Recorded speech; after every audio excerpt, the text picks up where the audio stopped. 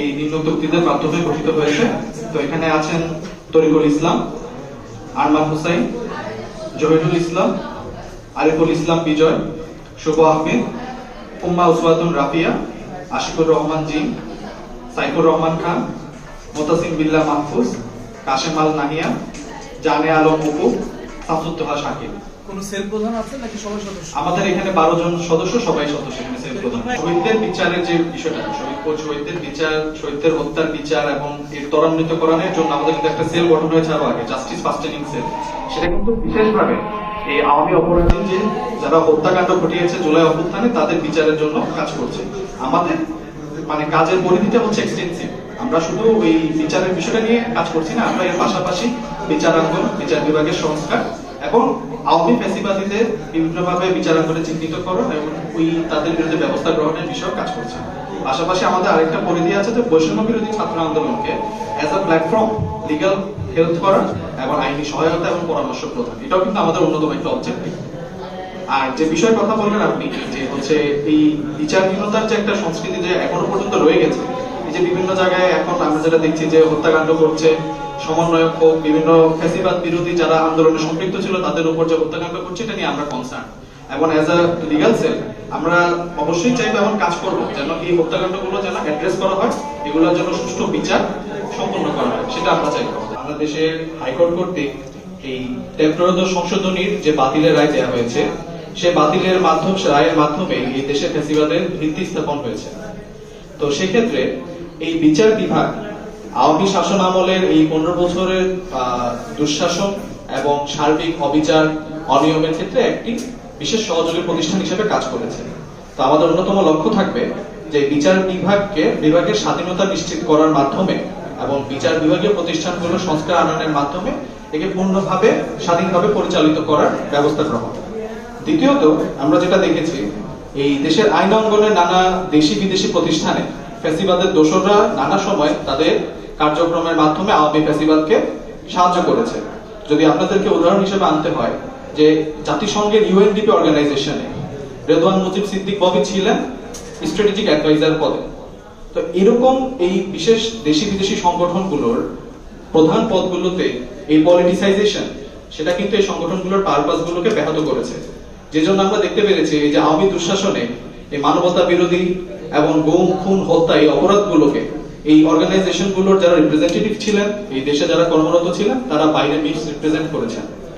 যে জিনিসগুলো যেভাবে প্রতিস্থাপিত হওয়া দরকার ছিল আন্তর্জাতিক মহলে, সেটা কখনো তা হয়নি।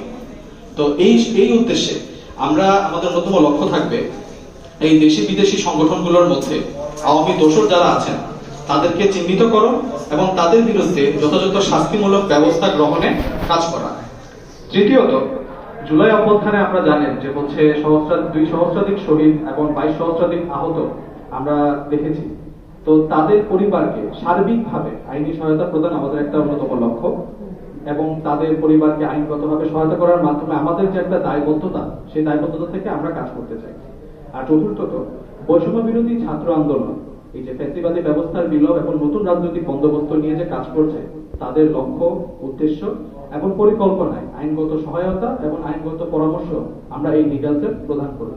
তো এই মূলত এই বেসিক 4টি জিনিসই আমাদের কাজের অন্যতম লক্ষ্য হিসেবে থাকবে। ধন্যবাদ। বাংলাদেশের প্রত্যেকটি প্রতিষ্ঠানে আওয়ামী যারা দোসর ছিলেন তারা সবহাল রয়েছেন, তাদেরকে এখন পর্যন্ত অপসারণ করা হয়নি, পদচ্যুত করা হয়নি। সেই জায়গা থেকে 5 আগস্ট পরবর্তী সময় আমরা দেখেছি যে বর্তমানে এই 6 মাস পরে এসে সেই সব ফ্যাসিবাদের দোসররা তাদের জায়গাতে সগৌরবে তারা অবস্থান করছে। এবং আমরা জানি যে বিচার বিভাগ গত 16 বছরে বিচার বিভাগকে কিভাবে করায়ত্ত করা হয়েছে, বিচার বিভাগকে কিভাবে একটি আওয়ামী লীগের কার্যালয় বানানো হয়েছিল, এই বিচার বিভাগকে কিন্তু এখন পর্যন্ত পরিশুদ্ধ করা হয়নি। আমরা 5 আগস্ট পরবর্তী সময়ে বারবার করে বলেছি যে আমরা একটি স্বাধীন বিচার বিভাগ চাই, যে বিচার বিভাগ প্রত্যেকটি সরকারের জবাবদিহিতা নিশ্চিত করবে, যে বিচার বিভাগ নিশ্চিত করবে প্রত্যেকটি প্রতিষ্ঠানের স্বাধীনতা, যে বিচার বিভাগ নিশ্চিত করবে বাংলাদেশের প্রত্যেকটি নাগরিক, সে হোক রাজনীতিবিদ, সে হোক ব্যবসায়ী, সে হোক কোন রাজনৈতিক দলের অলিগার, প্রত্যেকটি নাগরিকের জবাবদিহিতা নিশ্চিত করবে সেই স্বাধীন একটি বিচার ব্যবস্থা, সেই স্বাধীন একটি বিচার বিভাগ আমরা চাই।